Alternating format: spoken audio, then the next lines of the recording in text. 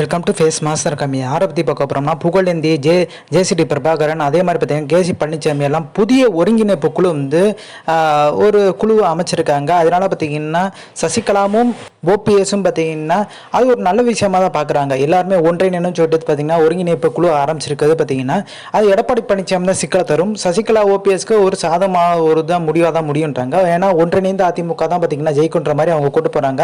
கிட்டத்தட்ட 2019 பார்த்தீங்கன்னா 18% வாங்கியிருந்தோம், இப்போ 21% மேலே வாங்கியிருக்கோம் அப்படின்னு சொல்லி எடப்பாடி பழனிசாமி சொன்னாலுமே அன்னைக்கு பார்த்தீங்கன்னா 2019 20 இடங்களை தான் போட்டிட்டுச்சு. ஆனால் இன்னைக்கு 33 இடங்களில் பார்த்தீங்கன்னா 2024 போட்டிட்டு இருக்காங்க.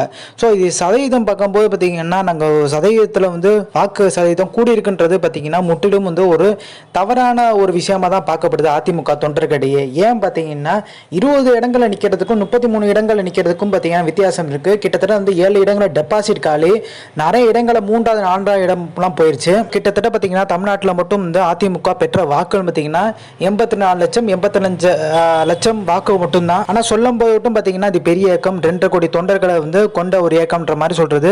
பட் அப்போ வாக்குகள் எங்கே போச்சுன்னு பார்த்தீங்கன்னா ஒன்றிணைந்த அதிமுக இருந்தால் மட்டும்தான் அந்த வாக்குகள் வர்றதுக்கான வாய்ப்பு இருக்கு. இது ஒன்று இல்லாத அதிமுக பார்த்தீங்கன்னா எடப்பாடி பழனிசாமி தலைமையில் இயங்குறனால மிகப்பெரிய ஒரு சிக்கலை தான் சந்திச்சிட்டு இருக்கு. ஒரு பக்கம் வேலுமணி பார்த்தீங்கன்னா சைலண்டா இருக்க பார்த்தா பெரிய லெவலில் பார்த்தீங்கன்னா எடப்பாடி பழனிசாமிக்கு நெருக்கடி கொடுப்பான்ற ஒரு திருப்பு இருக்கு.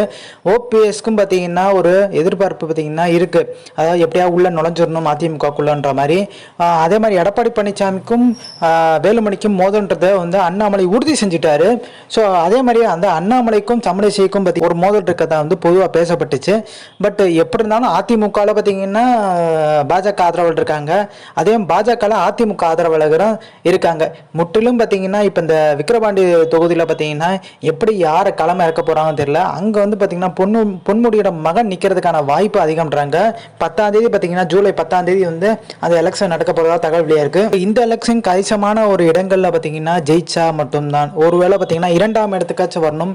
அப்படி வர முடியலன்னா கண்டிப்பா மிகப்பெரிய ஒரு சிக்கல் பார்த்தீங்கன்னா அதிமுக சந்திக்கும்ன்றாங்க.